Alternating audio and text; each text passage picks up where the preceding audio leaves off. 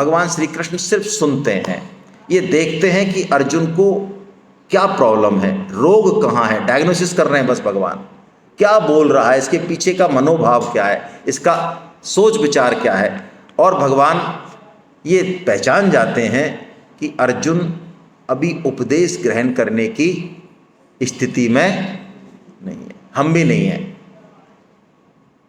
हमें भी कितनी भी बढ़िया बात मिल जाए शास्त्र की, हम कोई ज़्यादा कदर नहीं करते हैं। क्यों नहीं करते? हमें ज़रूरत ही महसूस नहीं है उसकी। जब गुण ग्राहक मिले तब गुण लाख बिकाए, और जब गुण को ग्राहक नहीं तो कौड़ी बदले जाए।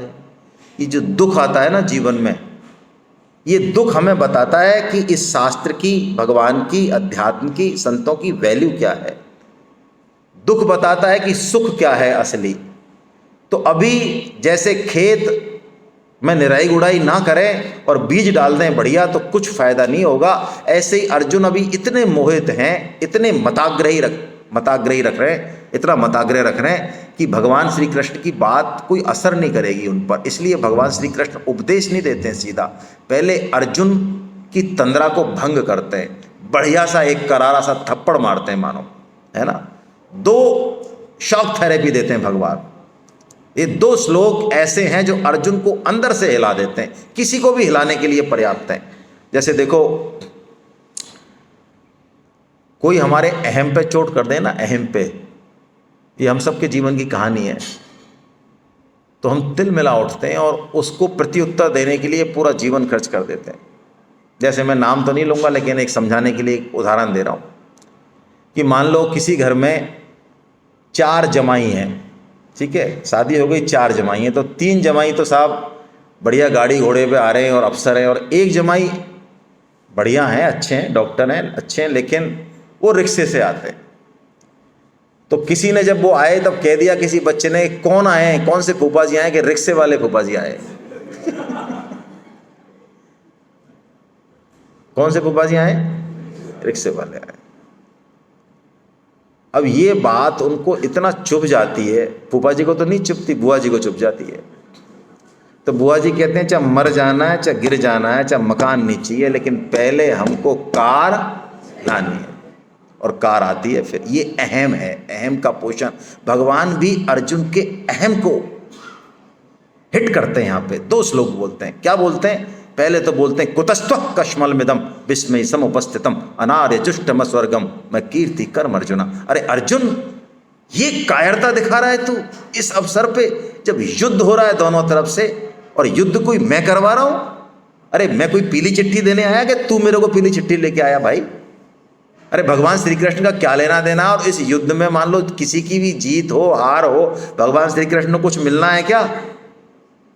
तो वो कह रहे हैं ये तुम्हारे ये कायरता कहां से आई? और इससे भी बड़ा भगवान एक झटका और देते हैं अर्जुन को। अर्जुन को भगवान नपुंसक कह देते हैं, क्लैब्यम। और अर्जुन इतना बड़ा महारथी है उस समय का कि कोई अर्जुन को क्लीब कह दे, संभव नहीं। यदि कह दे तो अगले क्षण उसकी गर्दन जमीन पर मिलेगी, क्योंकि अर्जुन नपुंसक नहीं है। कोई पहला युद्ध नहीं है अर्जुन का। ये जितने भी लोग खड़े हैं सामने अभी, भीष्म, द्रोण, कर्ण, अश्वत्थामा, फलाना ढिकाना, ये सारे की सारे योद्धा कुछ समय पहले ही विराट के युद्ध में सामने थे अर्जुन के, और अर्जुन अकेला था। और अर्जुन ने अकेले नहीं परास्त किया इन सबको। अर्जुन महारथी है, उसको कोई नपुंसक कह दे, लेकिन अर्जुन तिल मिला उठता है। इन दोनों उपाधियों से अर्जुन इतना तिल मिलाता है कि मैंने इतने प्रश्न जो है किए, 50 प्रश्न मैंने कम से कम ठोके, जवाब एक का नहीं दिया, और मेरे को उल्टा नपुंसक और कह रहे हैं। देखो आप भगवान की स्टाइल देखो, आप जवाब किसी प्रश्न का नहीं दिया है।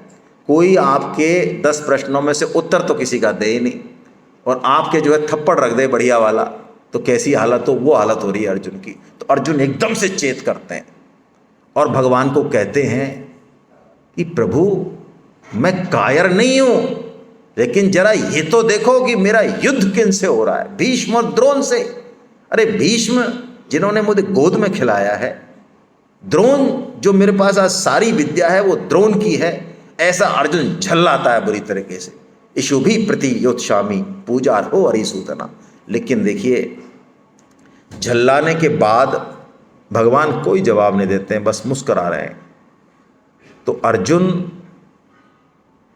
ये अर्जुन है जो मताग्रह तो है उसका, लेकिन फिर भी मताग्रह के ऊपर भी भगवान की बात को ही वो ऊपर रख रहा है। अपनी मन बुद्धि से जो भगवान की बात को ऊपर रख दे वो अर्जुन। इतना अर्जुन ने कुतर्क किया, लेकिन अब अर्जुन जो बोलते हैं ये गीता का आधार है। ये जो श्लोक है, हमको गीता में एंट्री लेनी है, क्योंकि अब श्लोक भगवान का उपदेश चालू होने वाला है, तो हमको इस श्लोक को ठीक से समझना चाहिए। हम गीता पढ़ते हैं, लेकिन जीवन में यदि वो हमारे लिए काम नहीं कर रही है, तो इसका मतलब है हम पढ़ ही रहे, भगवान की बात को मान नहीं रहे। अर्जुन ये बात बोलता है, क्या बोलता है? आइए, यदि श्लोक पढ़ सकें तो पढ़िए, आपको दिख रहा होगा। कार्पण्य दोषोपहत स्वभाव प्रक्षामि त्वां धर्म सम्मूढ़ चेता यच्छ्रेयशान्निश्चितं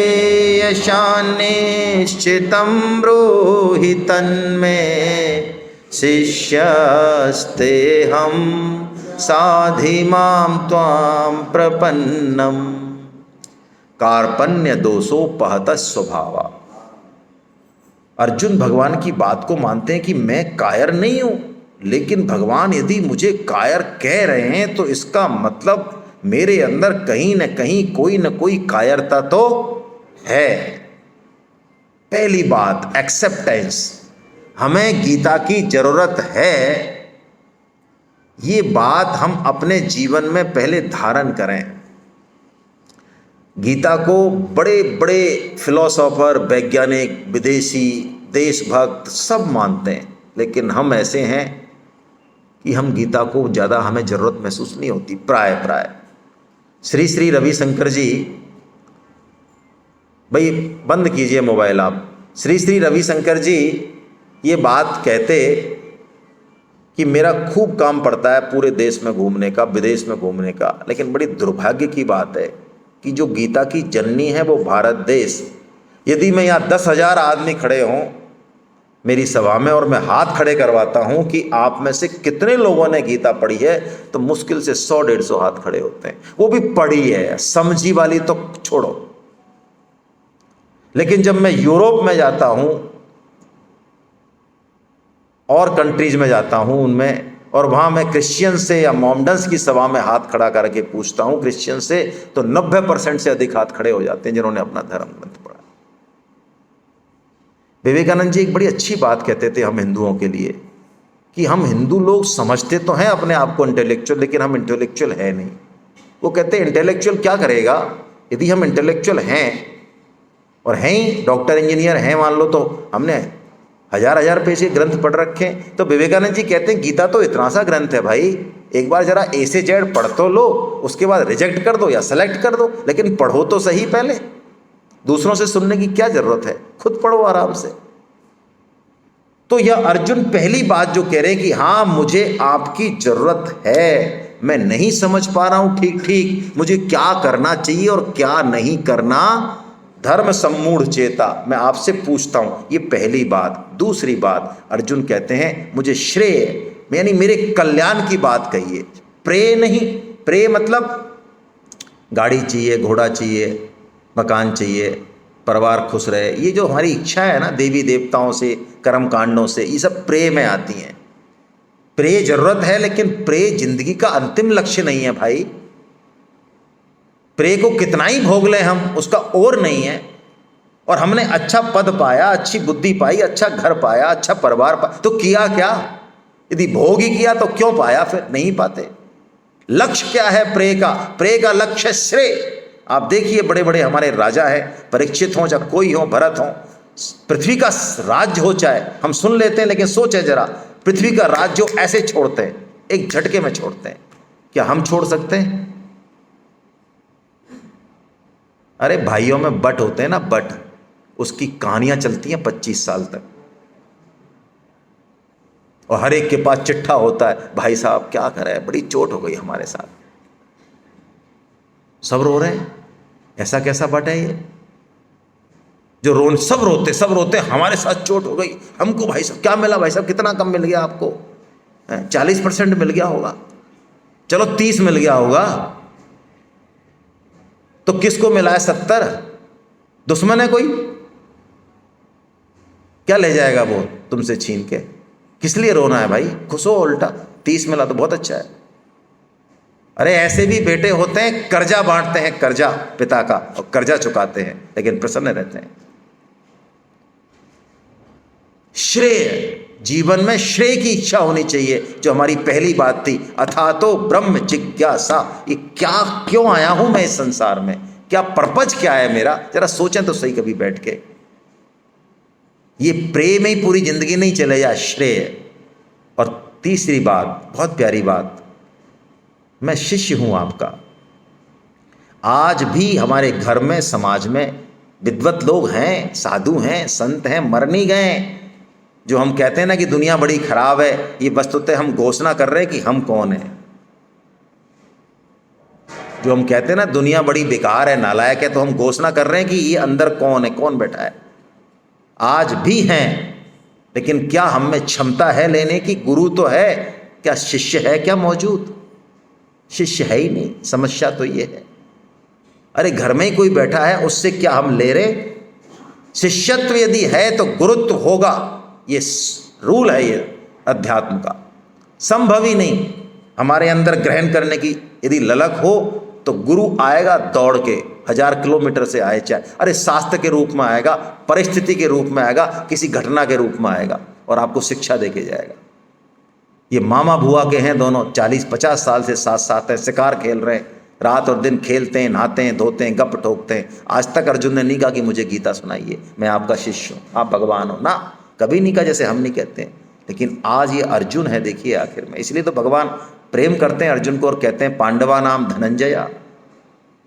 तभी तो अर्जुन को गीता सुनाते हैं। अर्जुन में ये बात है, वो कहते हैं मैं आपका शिष्य हूं। सखा में शिष्य देख, गुरु देख लेना, छोटी बात नहीं है भाई। हम अपने आसपास नहीं देख सकते। हाँ, बाहर के लोगों को तो प्रणाम कर देंगे हम, लेकिन घर में हमको कोई अच्छा आदमी नहीं दिखता, बुजुर्ग नहीं दिखता, परिवार में नहीं दिखता, बाहर के लोगों को तो डोक्याएंगे हम। ये अर्जुन है जो सखा में गुरु देखते हैं। और चौथी बात, वो कहते हैं मैं आपकी शरण में हूं। ये 4 बातें होती हैं तो गीता उतरती है, और ये 4 बात होंगी तो गीता का उपदेश शुरू होगा। उससे पहले कोई मतलब नहीं है, फिर वो एक कहानी है, कथा है बस। जैसे ये 4 बात घटेंगी, श्री कृष्ण गीता सुनाएंगे हमें अपने आप। आज भी कोई यदि अर्जुन है तो श्री कृष्ण तो मौजूद हैं, मरे जा रहे हैं वो तो गीता सुनाने के लिए, मरे ही जा रहे हैं। यहाँ कौन से अर्जुन ने एप्लीकेशन लगाई है कि महाराज युद्ध बुद्ध बाद में करेंगे, पहले गीता सुना दो, लाओ एप्लीकेशन लगाई है? भगवान श्री कृष्ण तो मरे ही जा रहे हैं। स्वामी जी कहते हैं जैसे माता जब दूध उमड़ता है, प्रेम उमड़ता है दूध के रूप में, तो बच्चे को पिलाने के लिए उसके अंदर एक ललक है। ऐसे ही संत होते हैं, साधु होते हैं, उनके अंदर जो भगवान की जो बात होती है उसको कहने के लिए वो मरे जाते हैं वास्तव में। कैसे कोई श्रोता मिल जाए, कोई सुनने वाला मिल जाए। जैसे ही अर्जुन में ये 4 चीज घटती हैं, भगवान गीता का उपदेश चालू करते हैं। और पहली बात जो कहते हैं भगवान, वो समझने लायक है। आइए यहां से भगवान का उपदेश शुरू है। ऐसोचानन विशोचस्त्वं प्रज्ञावादांश्च भाससे गतासून गतासूंश्च नानुशोचन्ति पंडिता। ऐसोचान नन विशोचस्तुम। भगवान ने यहाँ पे भी थप्पड़ मारना जारी रखा है, थोड़ा कम डिग्री का है थप्पड़, लेकिन है। और ये थप्पड़ किसको पड़ रहे हैं? अर्जुन को। हाँ देखो मुंडी हिल रही है। हाँ अर्जुन को जरूरत है थप्पड़ खाने की, हमको जरूरत है। हाँ अर्जुन को पढ़ रहे, हमें नहीं पढ़ रहे। अरे अर्जुन तो स्वांग कर रहे हैं भाई, क्या जरूरत है अर्जुन को थप्पड़ खाने की और गीता की? अर्जुन तो नर और नारायण है। भगवान कह रहे हैं अशोचान नन्व सोचस्तम, जिसका शोक नहीं करना चाहिए उसका तू शोक कर रहा है। और पंडितों किसकी कहानी है ये? अरे किसकी कहानी है? अभी गीता का मैसेज आए तो कहते हैं हमें सब पता है भाई साहब हमें सब पता है, हमने सब पढ़ रखा है, हमें बस ये बिजनेस का पता नहीं चल रहा जिसको हम 50 साल से कर रहे हैं, हमें इस काम सुख का पता नहीं चल रहा जिसको हमने हजारों लाखों बार भोग लिया, इसमें शायद कोई नई चीज प्रकट होगी। ओहो, गीता पे तो हमने रस निकाल लिया भाई साहब पूरा। अरे यही हम करते हैं जिसको हम बुद्धि से कहते हैं ये सब बेकार है भाई साहब, पैसा हाथ का मैल है, हाथ का मैल है। और जब वो मैल छूटता है ना, जब हाथ का मैल है, भगवान वहीं चोट कर रहे हैं सीधा। अर्जुन 2 डिपार्टमेंट है, सुन, एक डिपार्टमेंट का नाश होगा, हो रहा है, होगा ही, कोई रोक नहीं सकता। ये शरीर, ये संसार, ये जो कुछ दिखने में आ रहा है, ये सारे रिश्ते नाते परिवार सब ये जा ही रहे हैं, टिक नहीं सकते। बस हमको दिख नहीं रहे हैं, एक दिन ये पूरी तरह चले जाएंगे। कोई सोचे कि मैं इनको पकड़ के रख लूं, संभव नहीं, संभव ही नहीं। परिवर्तन हो रहा है, ये नाशवान है, ये नाश हो ही रहा है। ऐसा नहीं कि 30 साल बाद शरीर छूटेगा, अभी भी शरीर मर ही रहा है। स्वामी जी बहुत स्पष्ट रूप से कहते हैं सच्चाई ये है कि हम मर रहे हैं, ये झूठी बात है कि हम जी रहे हैं। कन्फ्यूशियस जो महान संत हुए हैं, शायद चीन के थे क्या या ईरान के थे, मुझे पता नहीं है, तो बर्थडे मनाते उनके गांव में, उनके एरिया में लोग, तो वो डमरू लेके उस बर्थडे वाले के यहाँ डमरू बजाते बाहर, है ना, चेत करो भाई, चेत करो, चेत करो भाई, चेत करो। लोग कहते हैं अरे तुम यार हैप्पी बर्थडे मना रहे हैं, तुम क्या चेत करो, चेत करो। तो वो कहते भैया 1 साल तुम्हारी उम्र में से कम हो गया, ये ध्यान रखो, बाकी तो मनाओ हैप्पी बर्थडे, कोई दिक्कत नहीं है। तो भगवान कह रहे हैं जिनका नाश होना है उनके लिए पंडित लोग शोक नहीं करते। शरीर का सदुपयोग होना आवश्यक है, इसके नाश पर रोना आवश्यक नहीं है। रोएगा वही जिसने इसका ठीक ठीक सदुपयोग नहीं किया। यदि कोई ठीक सदुपयोग कर ले तो उसके लिए मृत्यु फिर मृत्यु नहीं रहती, उसके लिए उत्सव हो जाती है। संत अपनी मृत्यु नहीं मनाते, वो पुण्य दिवस उनका उत्सव दिवस होता है संतों का, क्योंकि जो काम करना था इस शरीर से वो कर लिया उन्होंने। और यदि वो काम नहीं किया तो रोना पड़ेगा। दिवाली का होमवर्क नहीं किया तो क्लास में जाएंगे तो सबसे पीछे बैठेंगे और ऐसे देखेंगे ऐसे मास्टर जी को कि मास्टर जी हमारी हमसे ही कह रहे हैं कुछ, तो चोर तो ऐसे ही देखेगा और क्या है। और कर लिया काम तो वो आगे आगे जाएगा बच्चा, मास्टर जी पूछेंगे उससे वो आएगा, अच्छा कि मेरे से पूछो पहले, मैं करके लाया हूँ पहले पूरा काम। बस ऐसे ही मनुष्य जीवन का है। मृत्यु से यदि भय है इसका मतलब जो करना था वो नहीं किया। और मृत्यु का यदि इंतजार है, जैसे कोई प्रेमी प्रेमिका का इंतजार करता है या प्रेम का प्रेमी का इंतजार करती है, संत मृत्यु का ऐसे इंतजार करते हैं क्योंकि वो इस चीज को समझ जाते हैं।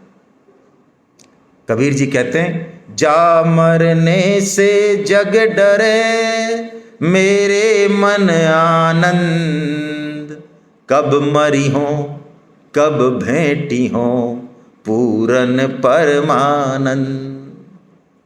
वो तो कहते हैं ये चोला तो गिरने वाला है, मेरे प्रियतम से भेंट होने वाली है, वो आए और मैं आगोश में ले लूँ, ये है मृत्यु।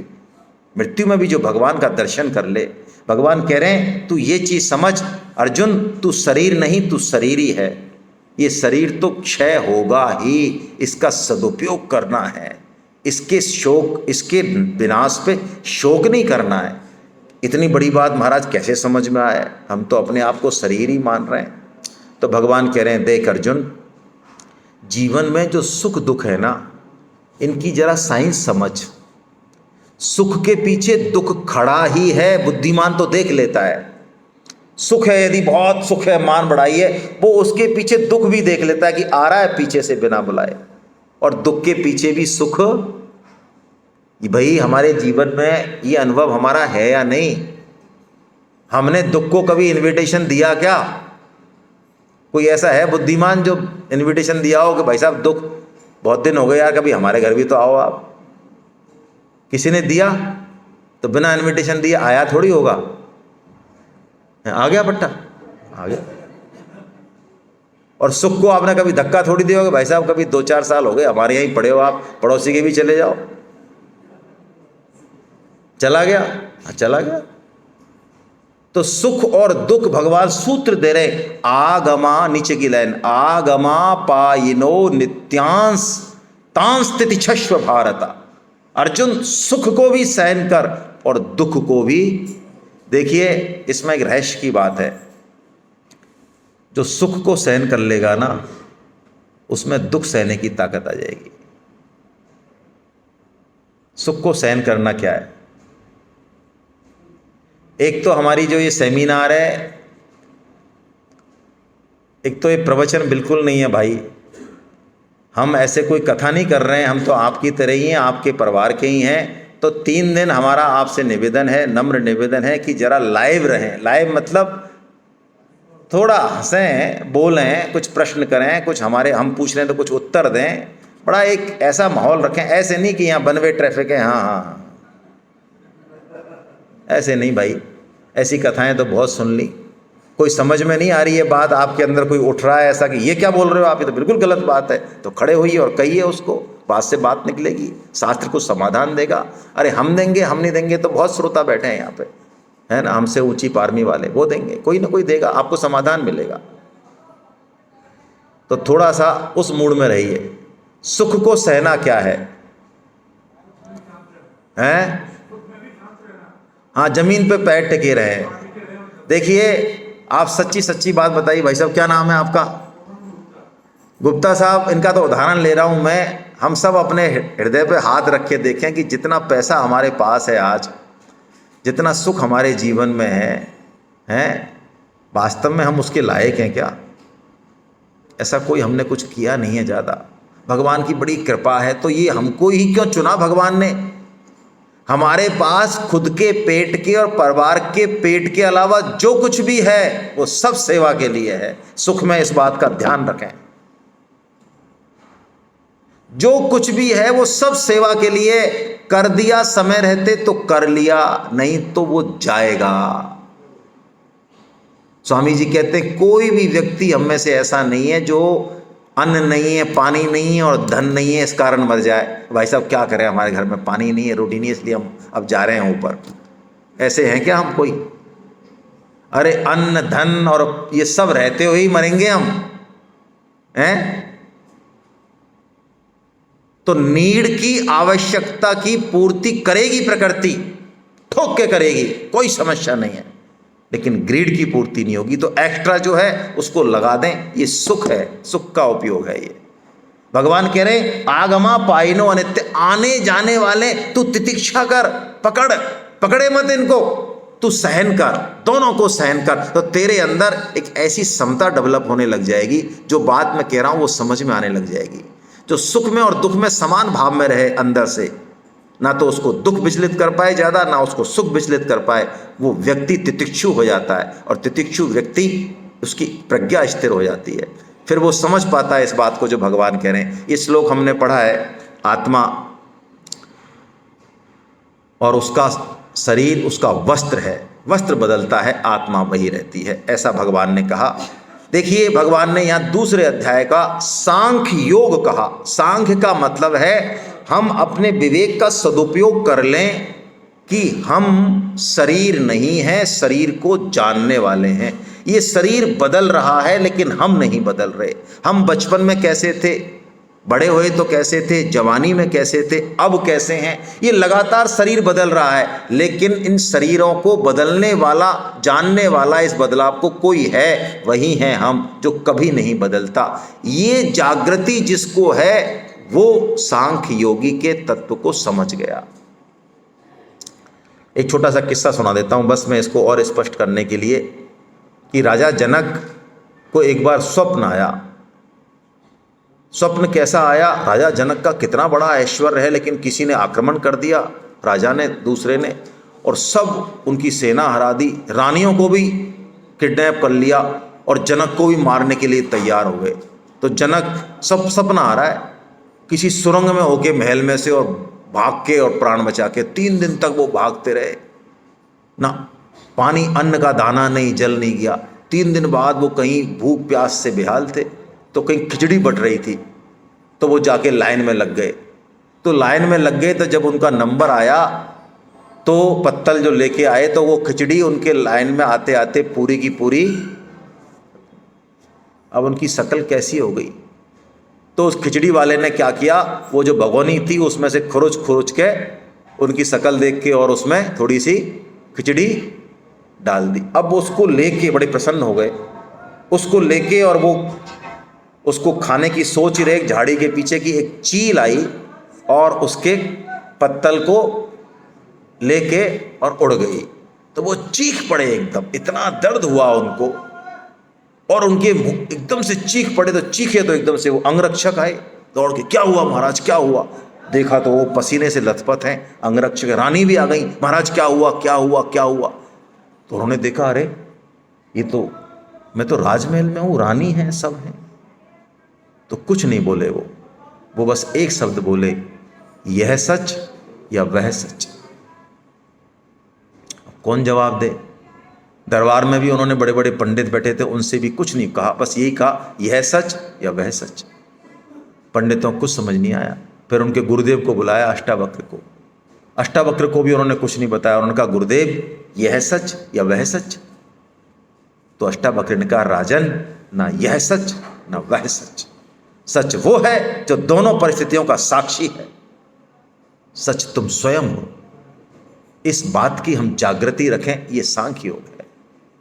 जीवन में जैसी परिस्थिति आए, जैसे भी रिश्ते नाते मिले, जहां हमें भगवान ने जिस रोल में फिट किया, स्त्री पुरुष, गरीब गरीब अमीर जो बनाया, हम इस जागृति को बनाए रखें, इस विवेक को जागृत रखें, ये सांख्य योग। हरे कृष्णा